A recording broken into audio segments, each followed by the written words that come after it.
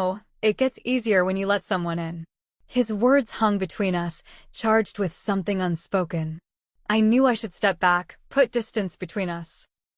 But part of me desperately wanted to stay, to keep feeling noticed and heard, even if just for another moment. I glanced toward the door, suddenly remembering Jake, feeling a sharp pang of guilt. Mark followed my eyes and seemed to sense my unease. "You're worried about Jake," he said quietly, carefully reading me. "He admires you so much. Talks about you constantly. But I see the sadness behind your eyes. That sadness, it doesn't have to stay." I looked up again, heart racing, torn between relief and fear. "How do you even begin to move forward?" I asked softly, almost pleadingly, surprising myself by being so open with him. He took a slow breath, stepped a little closer. Now, I could almost feel his heartbeat matching mine. "Sometimes," he said in a low voice, his eyes locked on mine, "you just take one small risk. Something completely for yourself." I wanted desperately to step away, to break this tension, to retreat safely into the loneliness I knew. But instead, I found myself rooted there, searching his eyes, feeling every barrier within me weakening. "Angela," he murmured, his voice barely above a whisper now, "you deserve to feel alive again." Without realizing it, my breath quickened, my pulse racing. The air between us was thick, impossible to ignore. His hand moved gently toward mine, brushing it lightly. His touch sent electric currents through me, igniting feelings I thought had died long ago. "I don't know," I whispered shakily, my voice barely audible. "This feels wrong." He nodded slowly, respectfully, but his eyes stayed locked with mine, filled with a quiet intensity. "I understand. But does feeling right always have to mean denying yourself happiness? Even for one moment?" Everything in me screamed to run away, to stop this. Yet another part, a deep, desperate part, ached to stay. For once, to allow myself to feel alive, valued, even desired. And in that silence, as my doubts and fears battled with my needs and desires, I looked at him again. He didn't move, didn't pressure. He just waited, patiently, genuinely seeing me. I hesitated once more, my heartbeat pounding painfully. Finally, trembling slightly, I took a step closer. That single step felt monumental, like crossing some invisible line from which there was no return. Mark watched me carefully, eyes gentle, almost cautious. He reached up slowly, softly touching my cheek.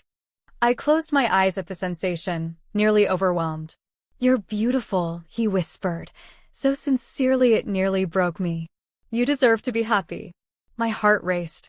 This could ruin everything. I breathed out shakily, the conflict inside me tearing my heart in two. He nodded, carefully pulling back, sensing my internal struggle. "I won't force this," he said gently, respectful and compassionate. "But Angela, when you're ready, I'm here." My mind was spinning. I turned away from him then, emotions swirling, guilt, excitement, fear, longing, all crashing against each other. I walked out of the room quickly, escaping back to the crowd, feeling shaken yet strangely alive. As I stood quietly by Jake, pretending nothing had happened, I could still feel Mark's gaze from across the room, gentle yet powerful, drawing me toward a decision I wasn't sure I was ready to make.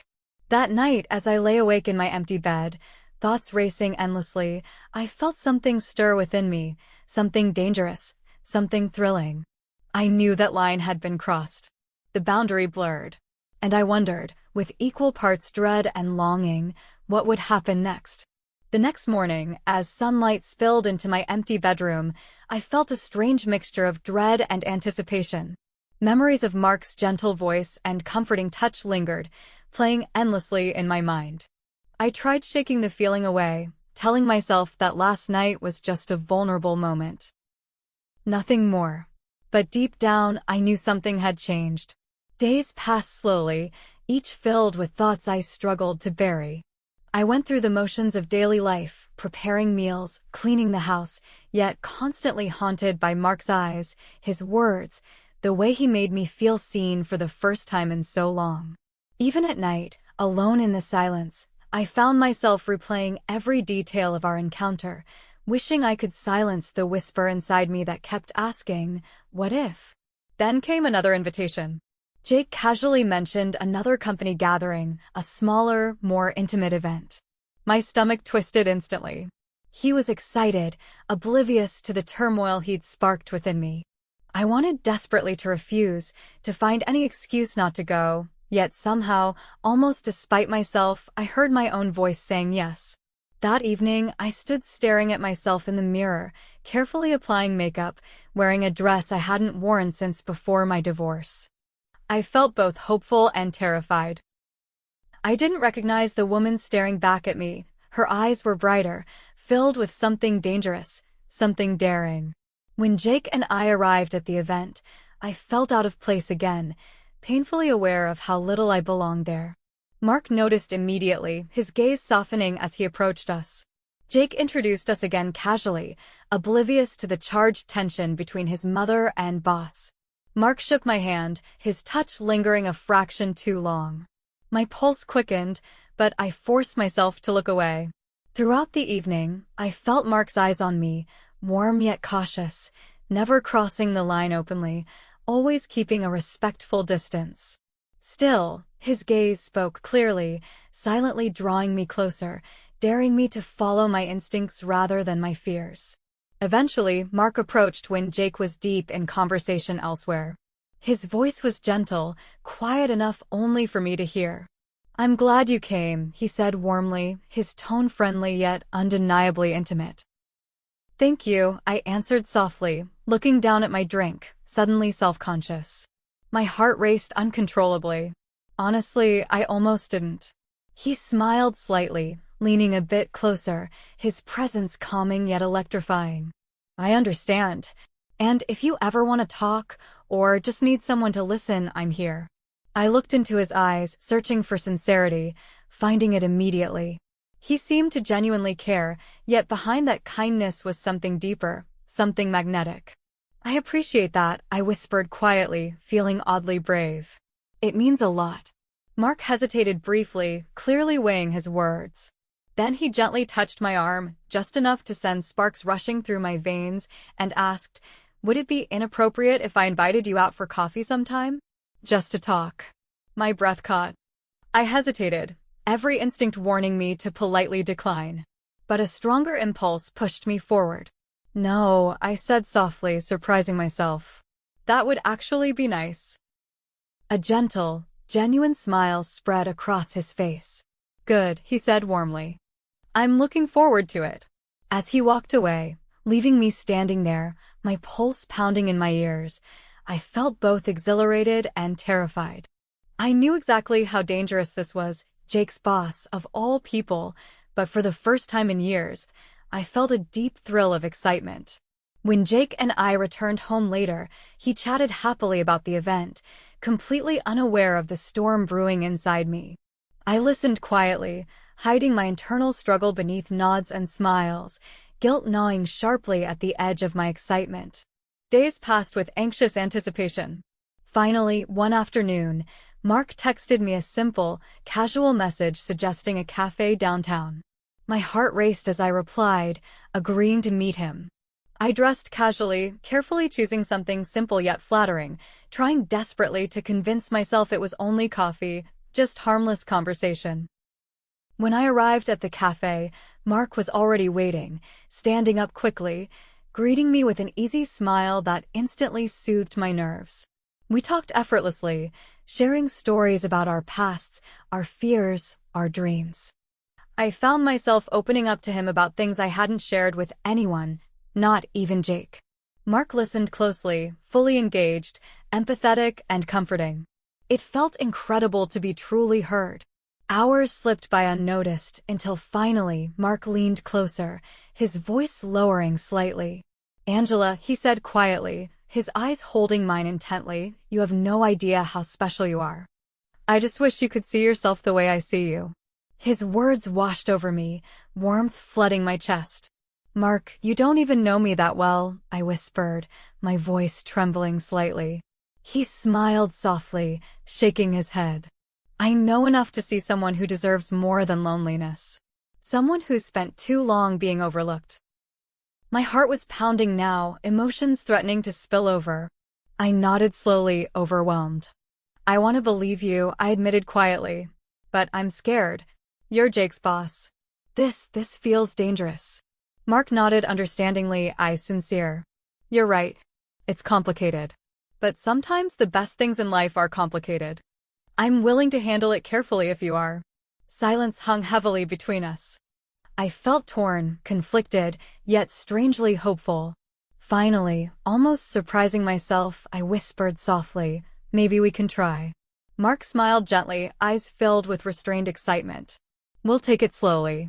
Whatever you're comfortable with. As we parted ways that afternoon, his brief hug lingered warmly, holding promises of something meaningful yet forbidden. Driving home, my heart raced with equal parts fear and excitement. I'd crossed another line, one I never dreamed I would. Late that night, alone in bed, I replayed our conversation again and again. My thoughts tangled around Mark, Jake, loyalty, desire. I wondered desperately what would come next, knowing the risks, terrified of hurting my son, yet craving the possibility of feeling truly alive again. In the dark, conflicted silence, I finally admitted something I'd denied for far too long. I was already falling deeper than I'd intended, and there was no going back now. The days that followed were a quiet storm inside me. On the outside, everything looked the same. I still made coffee in the mornings, folded laundry, exchanged polite conversations with neighbors. I still listened to Jake talk about work over dinner, nodding and smiling as he mentioned Mark's name with admiration. But on the inside, I was spinning. Every mention of Mark made my stomach twist. Every casual reference to the office reminded me of what I was hiding, of what I was slowly becoming a part of.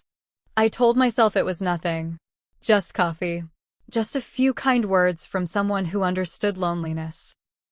But the truth lingered just beneath the surface, growing stronger with each memory of his voice, his eyes, the way he made me feel like I wasn't invisible anymore.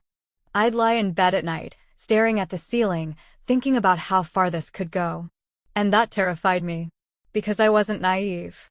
I knew exactly what line I was approaching, and I knew how hard it would be to turn back once I crossed it.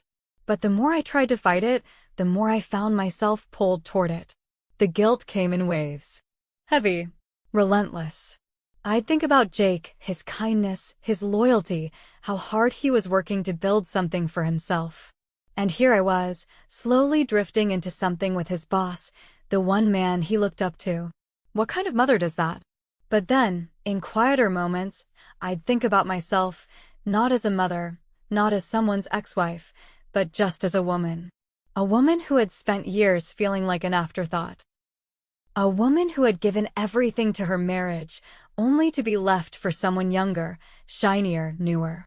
A woman who had quietly swallowed every lonely night, every silent dinner, every look in the mirror wondering if she was still beautiful, or if anyone would ever think she was again.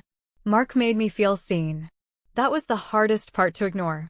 It wasn't just about attraction, though that was definitely there. It was the way he listened. The way he remembered things I said.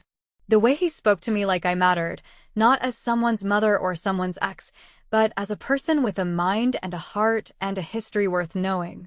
And yet, every time I started to let myself enjoy it, even just a little, the shame would come crawling back.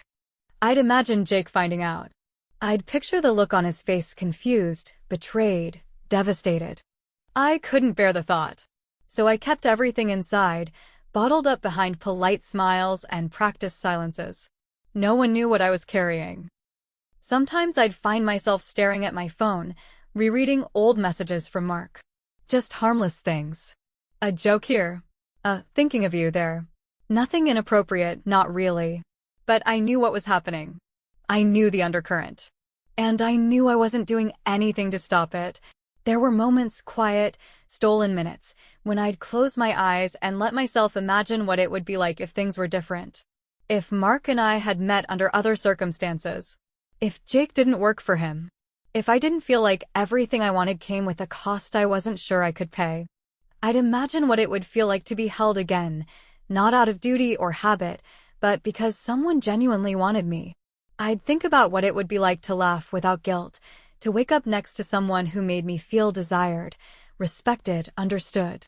And then I'd snap out of it, shame crashing over me like a cold wave. What was I doing? What was I thinking?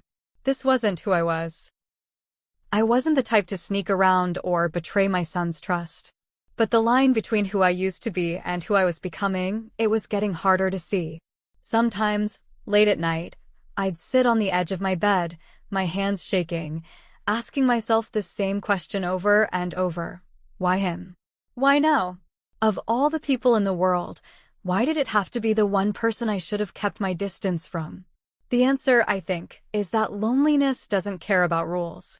It doesn't care about right and wrong, or what people will think, or who might get hurt. It just aches. Constantly. Quietly. Until someone finally notices. And when that someone looks at you the way Mark looked at me, it becomes harder and harder to walk away. But I hadn't crossed the line yet. Not fully. I still had time. I could still step back. I could pretend none of this happened. Tell Mark it had gone too far. That it wasn't appropriate. That I valued my son's trust more than my own desires. I told myself all of that. Again and again. And still, every time my phone buzzed and his name popped up on the screen, my heart would flutter. And every time I saw him, even from across a room, something inside me lit up like a match. I was caught between guilt and longing, between duty and desire. And I didn't know how much longer I could keep pretending I hadn't already made a choice. It started with a coincidence. At least, that's what I told myself. I was at a coffee shop I'd never been to before, just trying to clear my head. It had been a rough morning, full of thoughts I didn't want to think anymore.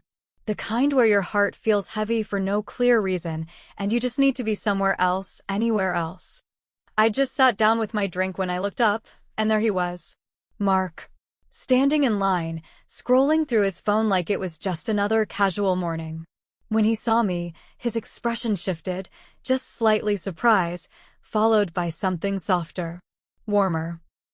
He walked over, smiling in that calm, confident way that always made me feel both safe and on edge at the same time. "Didn't expect to see you here," he said, his voice smooth and low. "Me neither," I replied, trying not to sound as flustered as I felt. "First time here, actually." "Same," he said, pulling out the chair across from me. "Mind if I sit?" And just like that, we were face to face again. It felt easy. Too easy. We talked like we had the first time about nothing and everything. Books. Movies. His dog. My garden. But underneath the words, the tension simmered. Every smile lasted a second too long. Every glance felt heavier than it should have. I caught myself watching his hands as he stirred his coffee. He noticed. And smiled. After a while, he leaned in, voice quiet. "I was hoping I'd run into you." My breath caught. I didn't know what to say to that. So I didn't say anything. Just smiled back and sipped my drink, pretending that didn't make my heart stutter in my chest. From that day on, the space between us seemed to shrink. Slowly, steadily. It started with texts friendly at first. Harmless. A recommendation for a book we'd talked about. A funny photo of his dog with the caption, "Thought this might make you smile." And it did. Every time. Then it shifted. "You looked beautiful the other day," he wrote once. No emojis. No winks. Just those 5 words. Simple. Direct. Impossible to ignore. Another time, after Jake had invited him over for dinner, Mark stayed back a moment after my son went upstairs. He helped me clear the dishes, our hands brushing in the kitchen, eyes meeting over the sound of running water.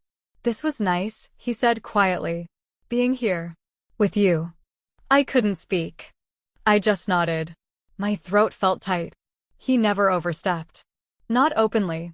But every gesture, every look, every small moment felt like a thread being pulled tighter between us. And Jake, God, Jake. He was so proud. Always talking about how Mark was mentoring him, how lucky he felt to have someone like that in his corner. "He's the reason I'm being considered for that new project," he told me one evening, eyes bright. "Mark says I've got real potential." I smiled, nodded, told him how proud I was. And inside, I felt like I was drowning. Because every time Jake praised him, it made what I was feeling worse. Mark wasn't just a man anymore. He was part of my son's future. His success. His confidence. And I was tangled in something that could ruin all of it. Still, I kept seeing him. Quietly. Carefully. Never alone in obvious ways. But enough. Enough to keep feeding the fire I was trying to pretend didn't exist. Then one afternoon, Mark texted me while I was at the grocery store. Can we talk? In private. It's about Jake. Something important. My hands went cold reading it. I stared at the screen for a long time, my mind racing. Why now? Why privately? Did something happen at work? Was Jake in trouble? Or was this just an excuse? I replied, when and where? He suggested his office after hours. Said no one else would be there. I stared at those words for what felt like forever. My instincts were tangled, half of me screaming to back away, the other half already craving whatever came next. That evening, I stood outside his building, my hands shaking as I waited by the door he told me to use. He opened it himself, wearing a soft gray shirt, sleeves rolled up. His expression was unreadable. Serious, but not cold. Thanks for coming, he said, stepping aside. I walked in, my heart pounding. The office was quiet, desks empty, lights dimmed. It felt strange seeing the place without the usual noise, without people bustling around. It felt intimate. Private. Too private. He led me to a smaller room off the main floor. Glass walls. Soft lighting. A couch in the corner. The kind of space meant for one-on-one meetings, for conversations that weren't meant to be overheard. I sat down slowly, my nerves on edge. So, what's going on? Is Jake okay? Mark nodded, then paused. Jake's fine. Better than fine, actually. He's up for a big promotion. And I wanted to talk to you about it, because I know how much it would mean to him. I exhaled, relief rushing through me. That's wonderful, I said. He's worked so hard. Mark smiled faintly. He has. He's earned it. But that's not the only reason I asked you here. The room fell silent. I could hear my heartbeat in my ears. He moved a little closer, not touching me, but near enough that the air between us shifted. I needed to see you. Without pretending. Without the masks we wear when he's around. My mouth went dry. Angela, he said, softly but firmly, I think about you. More than I should. And I know the timing is wrong, the situation is complicated, but I can't keep pretending this doesn't mean something. I didn't answer. I couldn't. I just sat there, torn wide open. Caught between the part of me that wanted to run and the part that wanted nothing more than to let go. To finally stop pretending. And then he reached out, slowly, carefully, and brushed his fingers against mine. I'm not asking you for anything, he said. Not tonight. Not anything you're not ready for. But I need to know, do you feel it too? I looked at him, my throat tight, every muscle in my body frozen. And in that moment, I realized I'd already answered that question. Long before tonight. I just didn't know what the cost would be. Not yet. I don't know how long I sat there, my fingers tangled with his, the silence between us heavy and trembling. Mark didn't push. He didn't lean in further. He just sat there, watching me, waiting for the answer I hadn't spoken, but had already lived. I feel it, I whispered, finally. My voice came out soft and raw, like it had been buried for a long time and only now remembered how to speak. I've been trying not to. Every day I try to pretend it's not there. But it is. And it's not going away. Mark closed his eyes for a moment, exhaling slowly, as if hearing those words released something he'd been holding in for too long. When he opened them again, his expression had changed, still tender, but more vulnerable now, like something inside him had cracked open. I'm not good at this, he said quietly. I've made mistakes. A lot of them. My marriage fell apart because I stopped trying. I got too used to living like I didn't need anyone. But then you showed up. You were just supposed to be Jake's mother, and instead, you became this thing I couldn't stop thinking about. This light, this presence that reminded me I was still human. Still capable of feeling something real. I didn't speak. Couldn't. The lump in my throat was too big, the ache in my chest too deep. He continued, his voice lowering into something almost pained. I wake up thinking about you. I look for excuses just to see you, hear your voice. I try to keep it professional, for Jake's sake, for yours. But it's eating me alive. I can't keep doing this halfway. My eyes burned. I looked down at our hands, his thumb gently brushing against my knuckles, and I wanted to pull away, but I didn't. I'm scared, I said, my voice breaking. I don't know what this is. I don't know what happens if we cross that line. If Jake finds out. I could lose him. Mark nodded, his expression serious, full of regret and longing all at once. I know. And I wouldn't blame you if you walked away. But you deserve to feel alive again, Angela. You deserve something that's yours. Not borrowed. Not broken. He reached up slowly, cautiously, and tucked a loose strand of hair behind my ear. His fingers lingered just a second too long on my cheek. I closed my eyes. I should have moved. I should have said no. But I didn't. In that quiet, heart-wrenching moment, the part of me that had been starving for connection finally gave in. I leaned forward, just enough for our foreheads to touch. Just enough for the breath between us to tangle. Then his lips met mine. It wasn't rushed. It wasn't wild. It was gentle. Tender. A whisper of a kiss, so brief it could have been missed, but so full of meaning it left me breathless. When we pulled apart, I couldn't look at him. The weight of what had just happened crashed down instantly. My stomach turned, and every cell in my body screamed with guilt.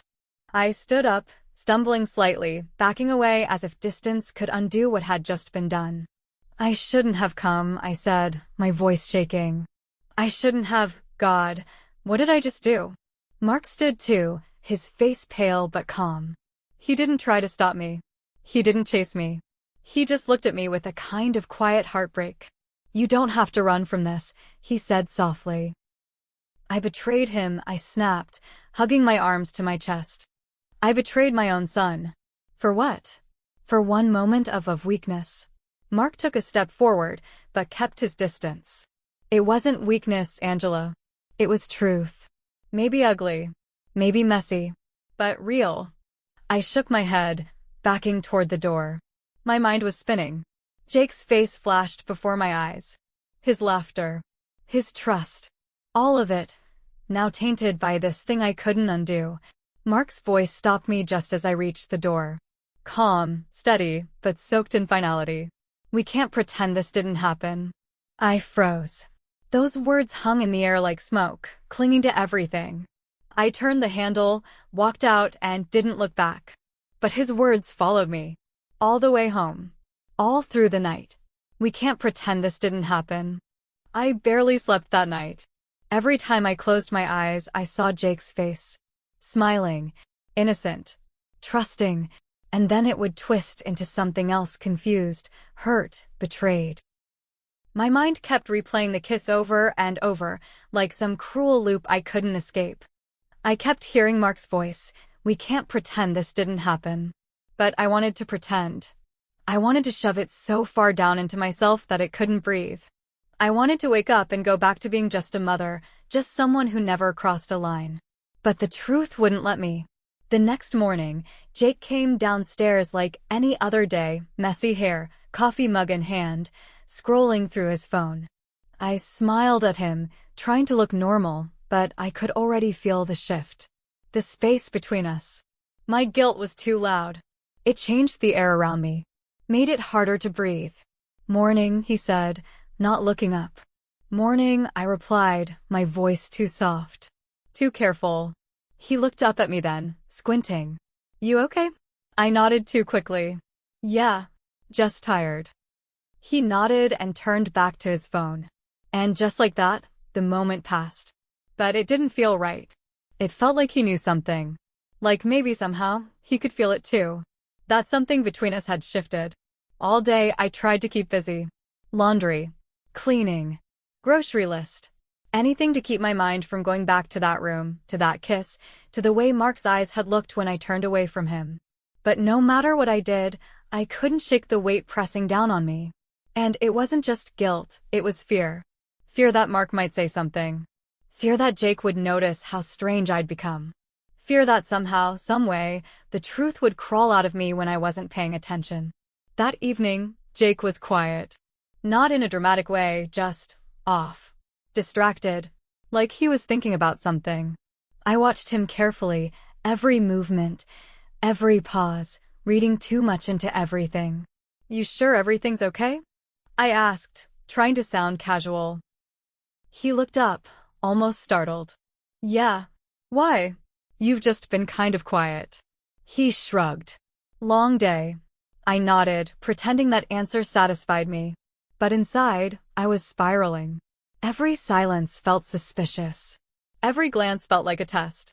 The next few days were worse. My anxiety started to live under my skin. I could feel it pulsing there, humming through my chest. Every time my phone buzzed, I panicked it would be Mark. And when it was him, I didn't answer. I couldn't. I wasn't ready to face him again. I wasn't ready to hear his voice and feel all of it flood back into me. I kept telling myself I had to let it die. That whatever we'd started couldn't go any further. But even while I ignored his messages, I found myself checking my phone constantly. Hoping, dreading, waiting. Then, one night, Jake came home later than usual. He was tense. I could see it in the way he dropped his keys, the way he exhaled too loudly as he sat on the couch. "You okay?" I asked, heart hammering. He stared at the floor for a moment before answering. "Just weird energy at work today." My stomach flipped. "Weird how?" He shook his head. "I don't know. Mark was kind of off. Normally he's really chill, but today he barely looked at me. It was like something was wrong, and I couldn't figure out what. I felt like I was going to be sick." I forced a casual tone. "Maybe he's just dealing with something personal." Jake nodded, distracted. "Yeah, maybe." Still felt weird, though. He's not usually like that. And then, quietly, almost like he didn't want to say it, "You haven't seen him or anything lately, have you?" I froze. The question hung there like a trap. I could hear my own heartbeat pounding in my ears.